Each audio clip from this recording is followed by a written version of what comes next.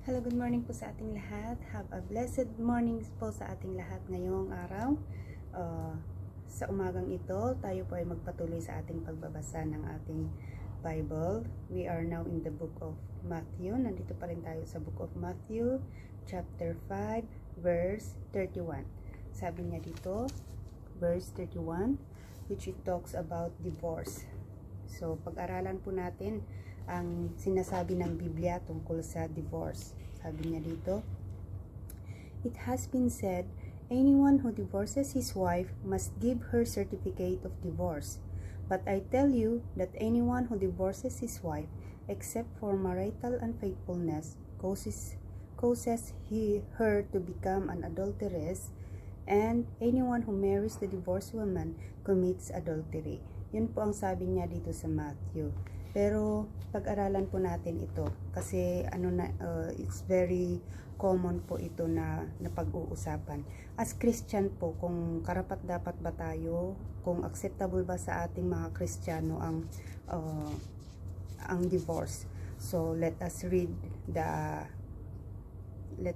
yung mga supporting verses po. Simulan po natin dito sa Genesis chapter 2 verse 24 kung ano po ang sinasabi niya patungkol sa pag-aasawa. Genesis chapter 2 verse 24. Sabi niya, "For this reason, a man will leave his father and mother and be united to his wife, and they will become one flesh. The man and his wife and they will become one flesh." Yun po ang sabi niya doon sa Old Testament dito sa Genesis chapter 2 verse 24. At tingnan po natin naman ang sinasabi ni Mark about sa divorce. Sabi niya dito sa Mark chapter 10 verse 2 to 12. Mark chapter 10 verses 2 hanggang 12. Sabi niya dito, "Some Pharisees came and tested him by asking, 'Is it lawful for a man to divorce his wife?'" Yung mga Pharisee nagpunta kay Jesus Christ upang tanungin siya ng question na ito. "Is it lawful for a man to divorce his wife? What did Moses command you?" Jesus replied. He said, "Moses permitted a man to write a certificate of divorce and send her away." It was because, sabi naman ni Jesus Christ, sagot niya, "It was because your hearts were hard that Moses wrote you this law." Jesus replied, "But at the beginning of creation, God made them male and female. For this reason, a man will leave his father and mother and be united to his wife." So inulit ni Jesus Christ yung nabasa natin dun sa Genesis. "And the two will become one flesh, so they are no longer two but one. Therefore, what God has joined together, let man not separate." When they were in the... yun ang sabi ni Jesus Christ dito sa book of Mark. Tingnan naman natin doon sa book of Luke. Luke chapter... Oh my gulay. Luke chapter 16. Luke chapter 16. Verse 18. Sabi naman niya dito sa Luke chapter 16, verse 18, "Anyone who divorces his wife and marries another woman commits adultery, and the man who marries a divorced woman commits adultery." Yon naman ang sabi niya doon sa Luke. Parang paulit-ulit lang. Not as Christian, we are not entitled of divorce. Hindi po yun karapat-dapat, hindi po yun acceptable ang divorce sa ating mga Kristiyano. Dito naman sa 1 Corinthians, dito naman yung sulat ni Apostle Paul ito sa mga taga-Korinto. 1 Corinthians chapter 7 verse 39, sabi naman niya dito, tingnan natin kung ano ang sinasabi ni Apostle Paul dito. 1 Corinthians chapter 7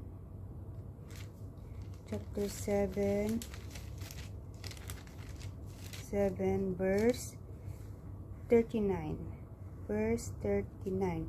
"A woman is bound to her husband as long as he lives, But if her husband dies, sabi niya, but if her husband dies, she is free to marry anyone she wishes, but he must belong to the Lord. In my judgment, sabi niya dito, she is happier if she stays as she is.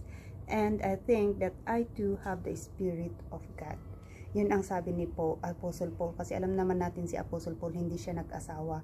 At ini-encourage niya ang mga Kristiyano na stay single. Pero kung sabi niya, kung hindi kayo makapagtimpi, mas mabuting mag-asawa kayo kaysa than to fall into temptation ng hindi pag-asawa. Kaya yun ang sabi ni Apostle Paul. Pero tignan naman natin dito sa Ephesians 5:33. Or basahin muna natin itong 1 Corinthians 7:11-13. Ito po ang conclusion ng ating binabasa ngayon. Kung ano ang karapat-dapat nating gawin bilang Kristiyano, kung okay lang ba ang divorce o hindi. Dito sa 1 Corinthians chapter 7 verse 11 to 7 verse 11 to 13. Verse 11, 8, 9. O sige, simulan natin dito sa chapter 8. Verse 8. Now to the unmarried and the widows I say, it is good for them to stay unmarried. Ito po yung sinasabi ko kanina. As I am. But if they cannot control themselves, they should marry. For it is better to marry than to burn with passions. Sabi niya. And then verse 10. To the married, I give this command. Not I, but the Lord. Hindi si Apostle Paul, kundi ang Panginoong Jesucristo.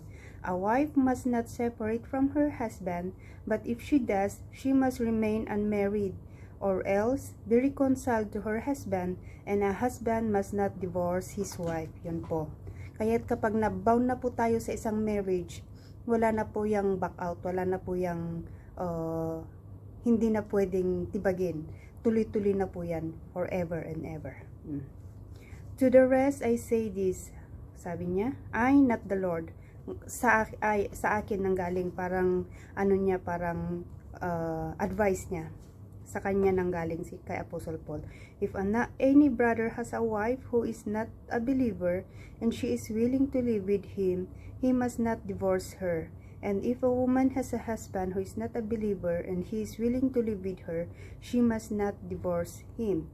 For the unbelieving husband has been sanctified through his wife, sabi niya. And the unbelieving wife has been sanctified through her believing husband. Otherwise, your children would be unclean. But as it is, they are holy. Yun po ang sabi niya. Na kung ang napangasawa mo ay hindi believer, huwag mong maging dahilan yun upang siya ay hiwalayan, kundi let him live with you or let her live with you as long na ikaw ay nagpapatuloy sa iyong pananampalataya.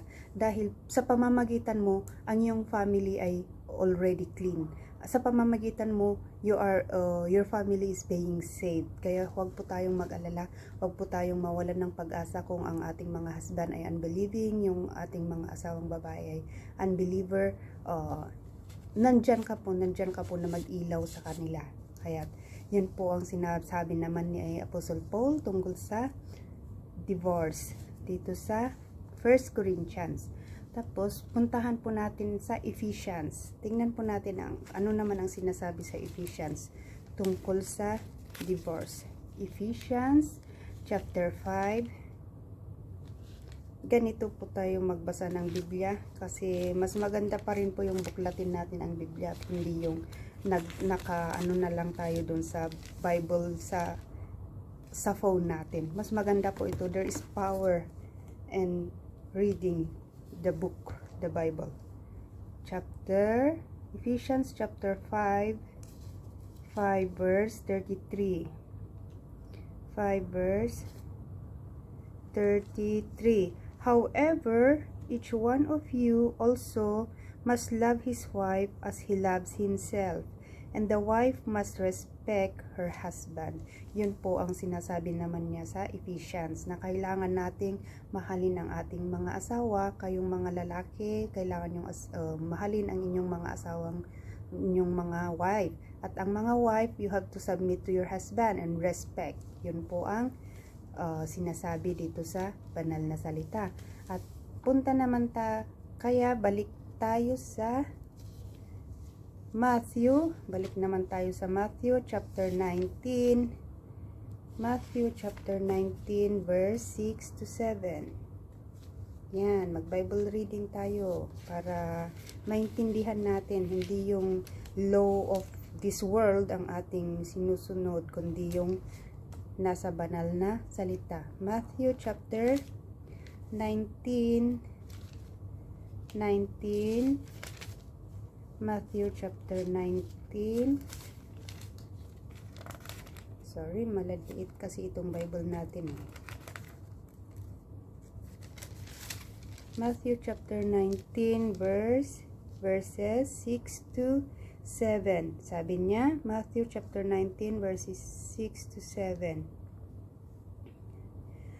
Or simulan natin sa verse 4. Haven't you read, he replied, that at the beginning the Creator made them male and female, and said, for this reason a man will leave his father and mother and be united to his wife, and the two will become one flesh. So they are no longer two, but one.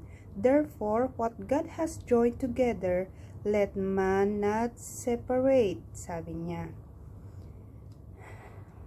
Why then, they asked, did Moses command that a man give his wife a certificate of divorce and send her away? Jesus replied, Moses permitted you to divorce your wife because your heart were hard, but it was not this way from the beginning. I tell you that anyone who divorces his wife except for marital unfaithfulness and marries another woman commits adultery. Yun po talaga ang sabi sa banal na salita. Kaya there's no justification of divorce sa ating mga Kristiyano. Huwag po nating ipagpilitan ang divorce sa ating mga Kristiyano. Hindi po yan acceptable dahil maliwanag na maliwanag po sa Biblia na kapag tayo ay nag-asawa na, it's holy, it is sacred, na hindi natin ginagawang laro. Kaya sa mga binata, mga dalaga dyan, kailangang pag-isipan mabuti bago papasok sa pag-aasawa. At kailangan po na tayong Kristiyano, do not be yoked to unbelievers. Mag-asawa po tayo, pumili po tayo ng believer, pumili po tayo ng magiging mapapangasawa natin na naniniwala sa Panginoon, na may pananampalataya, lalong-lalo na sa ating mga babae. Kailangang piliin natin dahil alam natin na ang ating mga asawang lalaki, sila ang ulo ng tahanan, sila ang haligi ng tahanan. Kaya kapag ang haligi natin ay believer, alam ko po na tuloy-tuloy po yan sa ating mga bunga. Kaya huwag po nating huwag po nating baliwalain yung salita ng Panginoon na nakasulat dito. Siyan po ang ating sundin tungkol sa pag-aasawa, tungkol sa tamang paraan ng isang Kristiyano na mag-build ng family. So yun po ang ating Bible reading for today about divorce. So Christian is not allowed to divorce their husband or wife. Yan po ang ating pakaisipin.